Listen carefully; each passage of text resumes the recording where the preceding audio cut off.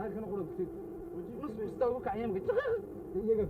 brought you here just to see on your eye that this is a strategic place which the most serious fight has. silsiladan isku xiranna waxaa la yidhaahaa burays And this chain of mountains is called Goris.